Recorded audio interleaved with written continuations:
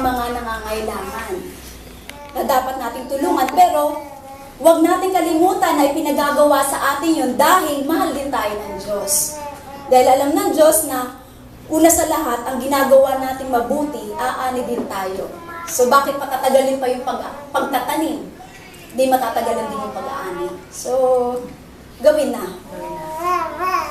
At alam din ng Diyos kung tayo may mabuting kalooban, ninanais na mayroon tayong gawin na mabuti at di natin nagawa, at di na tayo nagkakaroon ng pagkakataon na gawin, yung maaari nating gawin, napapahirapan yung ating kalooban. Yung bunhi natin, di ba? Nagkakaroon tayo ng feelings of guilt. Sabi nga, that feelings will haunt you. You will feel bad and it's not good for you and for your health. Kaya sa Proverbs, makikita natin lahat ng kabutihan na yan. Hindi lang pang-ibabaw na kabutihan, kundi yung mga instant result. May mga malalalim na counterpart yan sa ating spiritual world. Na kahit hindi natin maunawaan ngayon, sundin na lang. Hindi daw magiging Proverbs ang Proverbs kung ito ay di napatunayan ng maraming saling lahi. At ng mahabang panahon na pagsunod at pagsuway, na tama nga yan. Susundin natin dahil nauunawaan. Kung hindi naman, sundin pa rin natin. Kaysa naman ang pairali natin ay yung kamangmangan. At katigasan ng ulo sapagkat nakasulat dyan ay napatunayan na ng totoo at epektibo. So number 2, no-nos, do not be lazy. Sabi nga ng marami, ang paalala daw ay gamot sa mga taong nakalilimot.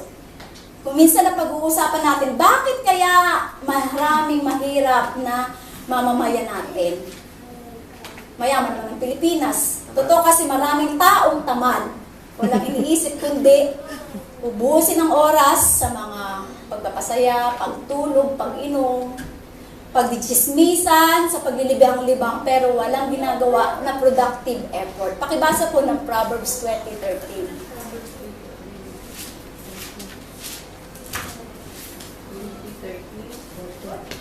Proverbs 20:13.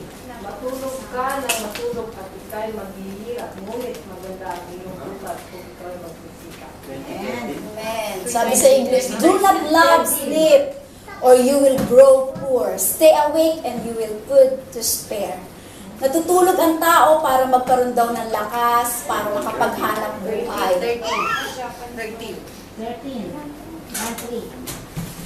Hindi tayo natutulog para lang matulog at hindi nabubuhay ang tao para itulog lang ang buhay. And very importantly, do not associate with lazy people. Do not reward laziness. Marami ang ganito, mga nanay, marami yan dito sa Japan, mga nanay, matatanda na, nagtatrabaho pa sa umise. Kasi, nagpapadala doon sa mga anak.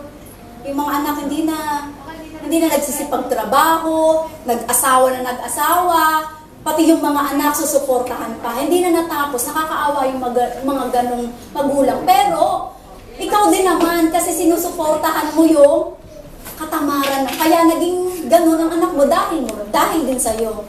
Kasi sinusuportahan mo yung kanya mga bisyo. Amen. Tama yan. Amen. Kung minsan, may mga kapatid kang productive, meron ding mga tamad. Yung mga tamad, kung sino pa yung tamad, yun yung palahingi. Yun yung maraming iniisip na pagkakagastahan. Kailangan hindi lagi sinusuportahan ng mga hilig at mga bisyo ng mga tamad sapagkat lalo lang silang nasasanay na magpakatamad at iasa na lang ang kanilang buhay sa mga masisipag. True godliness will result in industry. It will result in us becoming very, very good and excellent and fruitful with workers. Hindi bagay ang tamad sa Kristiyano. Sa mga sinasabing sila'y anak ng Diyos. Sapagkat sa Biblia, makikita natin ang Diyos ay nagtrabaho ng 6 na araw at sa 7 araw siya ay nagpahinga. We've got to earn the bread we eat. We've got to earn the food we eat. Unless we're too old, too young, we are not exempted for having to work. May mga matatanda, may mga tao, kung minsan, nagre-retire na. Kaya tuloy, napapabilis yung paghina nila. We can slow down a little bit, pero habang nabubuhay ang tao, dapat maging productive daw. Magandang naghahanap buhay pa rin. Habang kaya ng isang tao na siya ay kumita pa, o kumita fully o partially, dapat ginagawa yun. Hindi yung ambisyonin na lang natin, na minsan iasa na lang ang buong panahon natin, ng pagtanda natin sa ating mga anak. Pero na lang kung yung mga anak ay mayaman. Pero paano kung yung mga anak mo ay naghahanda rin para sa pagiging, yung kinabukasan nila, pamilya, hindi nila magawa yun dahil ultimo, magulang, umaasa sa kanila. Pangit yun. Bagamat mabutit mainam daw ang mga anak ay nagiging supportive sa mga parents. Mabuti rin sa magulang na habang kaya natin, huwag muna tayong umasa. Huwag nating iagad o dalian ang magpahinga sapagkat yan ay hindi makakabuti sa ating kalusugan. So do not be lazy. So number 3, another knows, do not cheat in business. Do not cheat in business. Yan. Kasi ako nagbi-business din. Pakibasa po ng Proverbs 20, verse 23.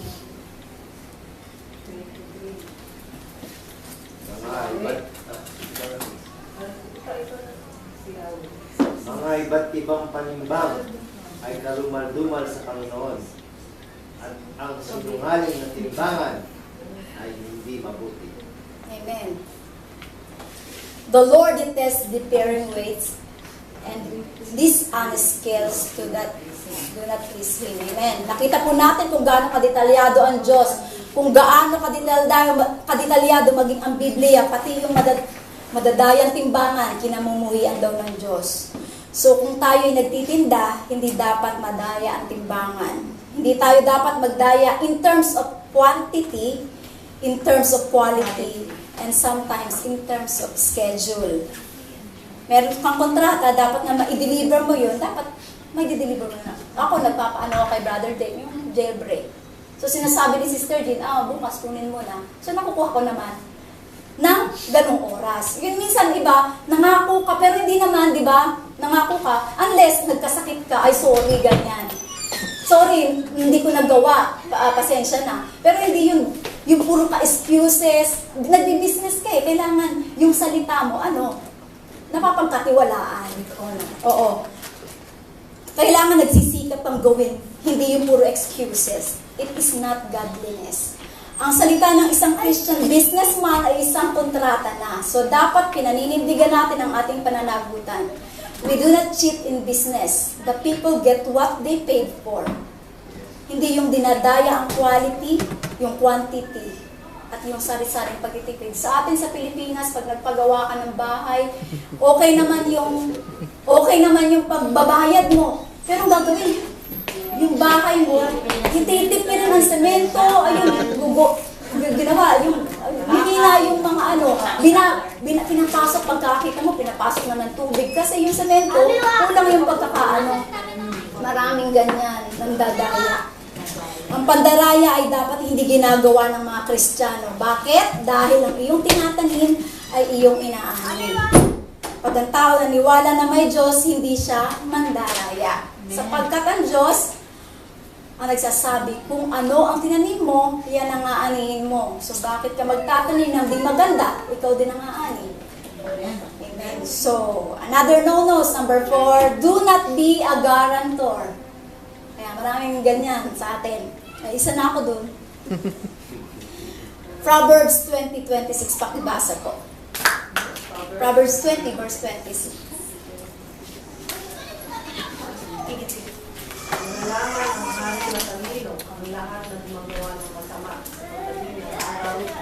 Sila'y pupapunta sa parusahan ng walang araw. Amen. Do not be a man who strike hands on pledge and put up security for debt. Meron lalapit sa iyo, utang ako, pwede ka bang guarantor? So payag ka naman dahil nahihiya ka, papayag ka, kaya napahama ka ngayon pag di siya nakapagbayad. Ang tanong ng iba, paano naman kung gusto kong makatulong? Ganun ganun, di ba? Gusto kong matulungan yung aking mga kamag-anak, gusto kong matulungan yung kaibigan natural. Tumulong ka kapatid, hindi masama, pero maging handa ka na magbayad. Kasi sa pag-garantor, hindi ka lang basta pumipirma. Sinasabi mo na kapag hindi siya nakabayad, ako ang magbabayad. O kapag hindi mo na kayang magbayad, o di kaya kahit kaya niyang magbayad, pag tumakbo siya, ikaw ang mapapahamak.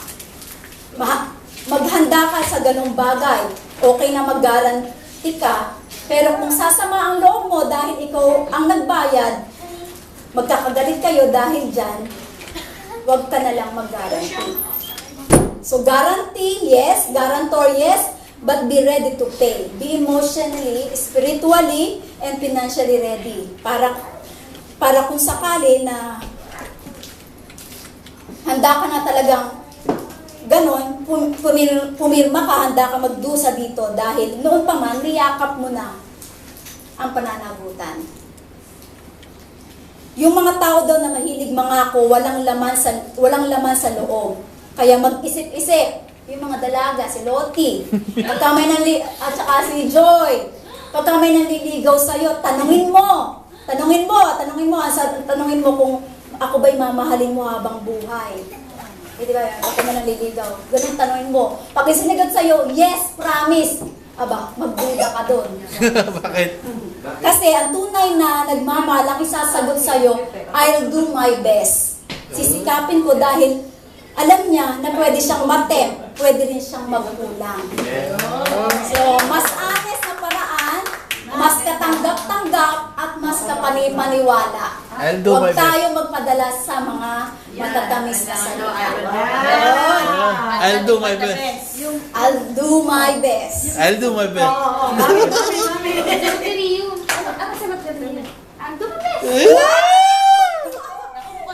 Pwede? Okay, so another no-nos na itinuturo ng ating Proverbs, I do not lance grab. Pakibasa po ng Proverbs 22 verse 28. Proverbs? Do not lance grab. Pag nanakaw na. Huwag mong baguhin ang dating buhon ng lupa na inilagay ng iyong mga magulang. Buhon. Alam niyo yun? Yan, gumagamit ng isang activity na ginagawa ng marami. Binubunot nila yung muhon, yung mga boundary ng lupa.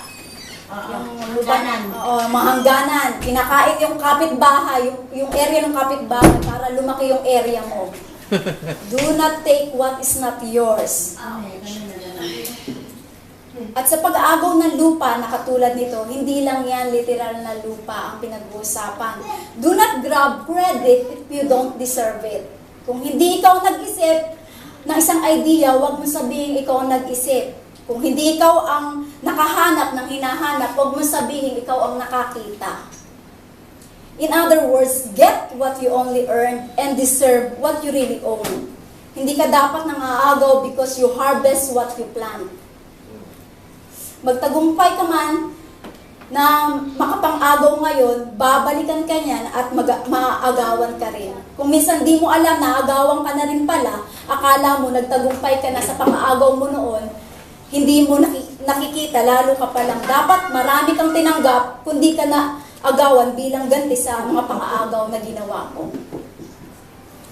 So number 6, isa pang no-nos, do not accept goods that are not sincerely given.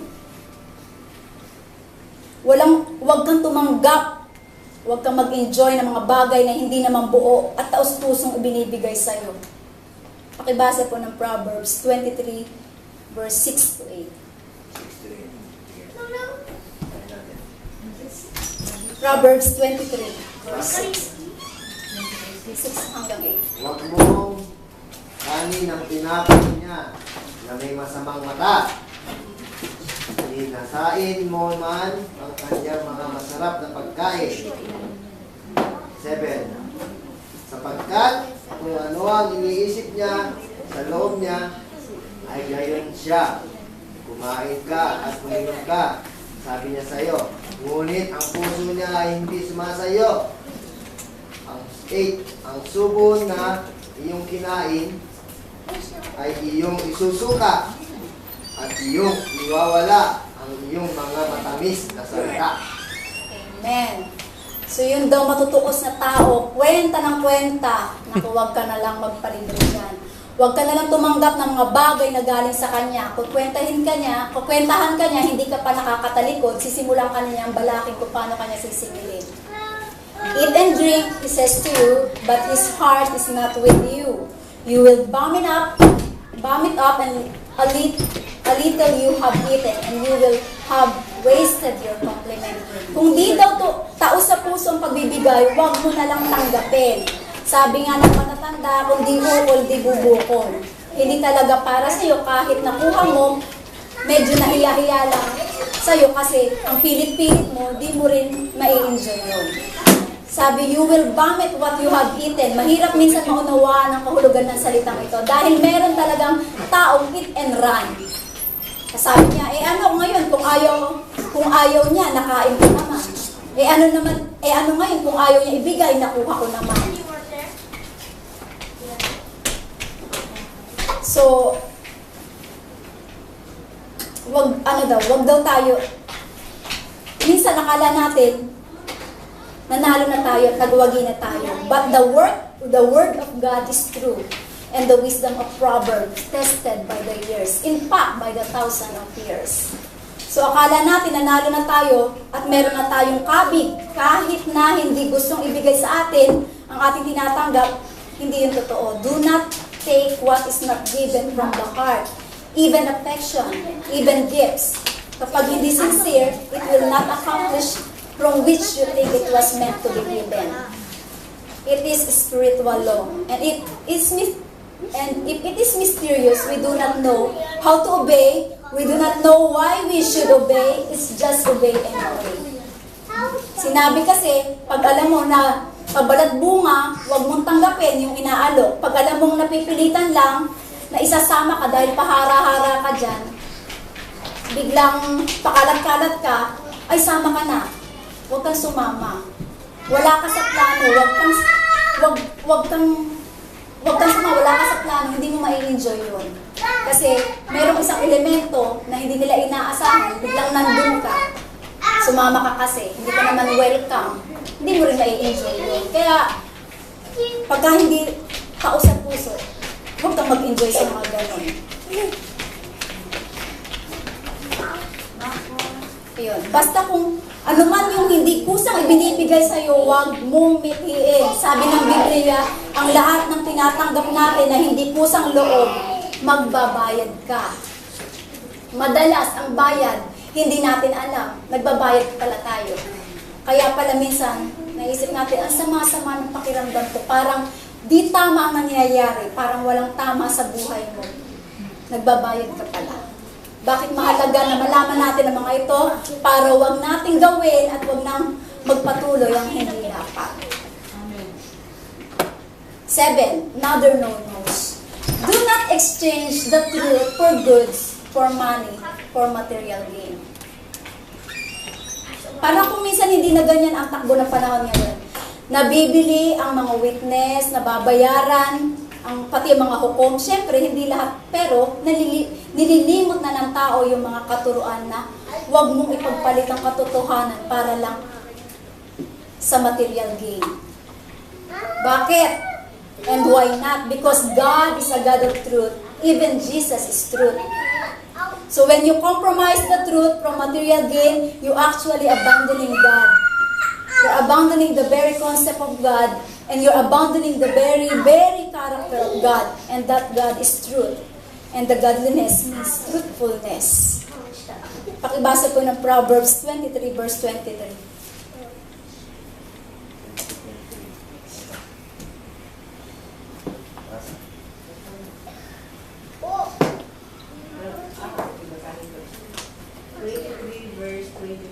Hanapin mo ang katotohanan, karunungan at unawa. Panalan mo ang mga ito at huwag pabayaan mo. Amen. Sabi sa English, buy the truth, do not sell it. Get wisdom, discipline, and understanding. Dapat yata nakalagay yan yung mga malalaking letra yan sa hukuman, sa ating mga government agency, maging sa church, pwedeng paskil down. Buy the truth and do not sell it. Sinasabi natin, di ko naman sinesell ang katotohanan. Totoo, pero kung minsan, kinakampihan natin yung mga makapangyarihan kahit siya ay sinungaling. We are selling the truth. We are selling out our truthfulness. Kung minsan, may naaaping makatotohanan, maka-Diyos, hindi ka na lang kumikibo. Nananahimik ka na lang kasi ang nang-aapi, makapangyarihan, may pera at may napapala ka sa kanya. That is the way of selling the truth. Nabebenta ang katotohanan, nabibili ang tao, nagbubulag-bulagan siya sa kasinungalingan.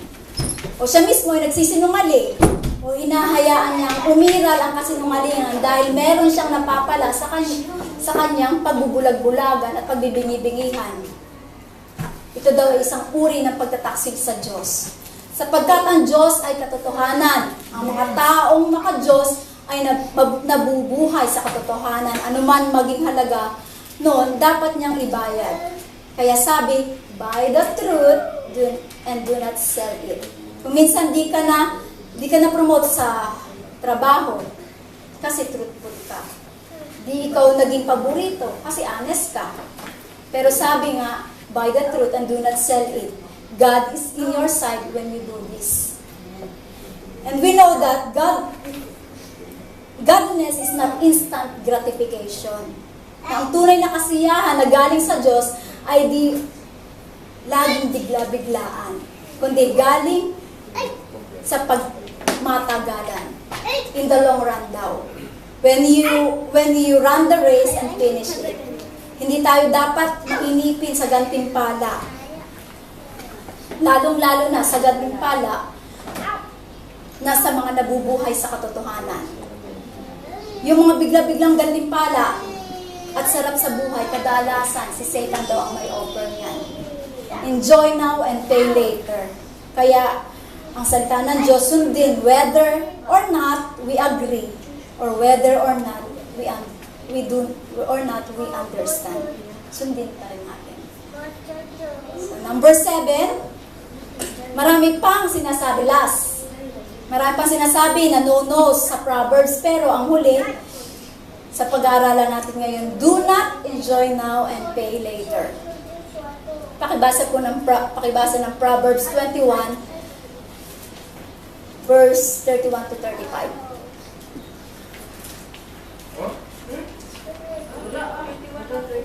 21. 21 to 25. 31 to 20. 21 lang. Proverbs ano? 31 lang. 31 lang. Nagkamali ako. 31. Ha? Ang kabayo. Do not gaze wine. Ang kabayo yun. Ano yun? Proverbs 21. Hindi, 23 yun. 23, 31. 23. Oh, yung sa alak. Oo, sa alak. Masaya. 31. Huwag kang tumingin sa alak pagka makula.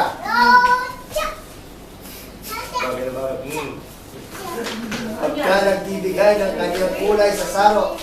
32. Sa huli ay kumakagat ito na parang ahas at tumutok ang parang ulubong.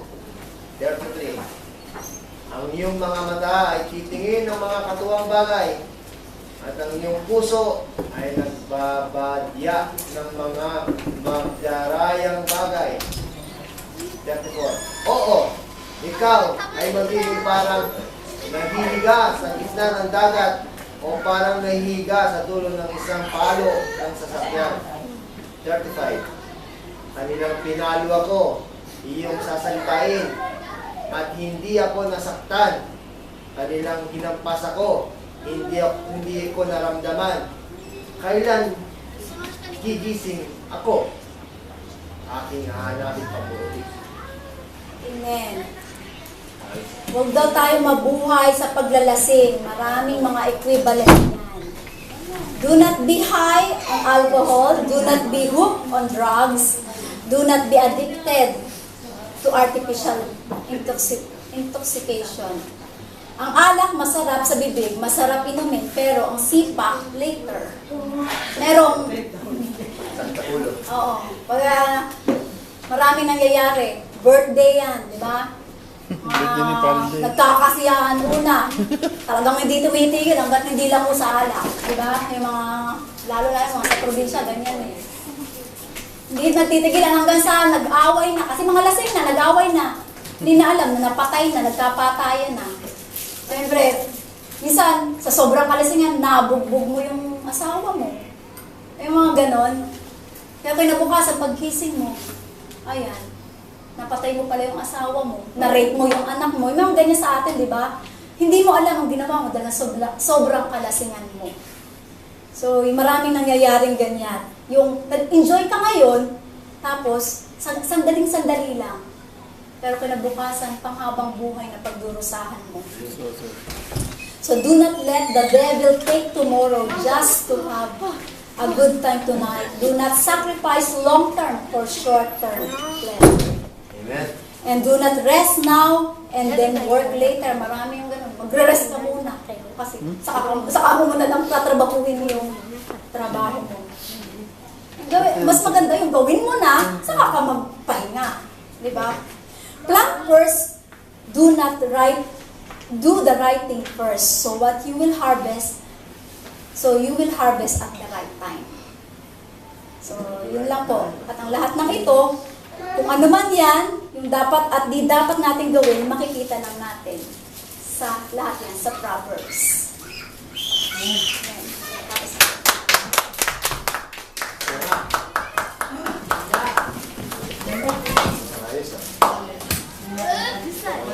ah.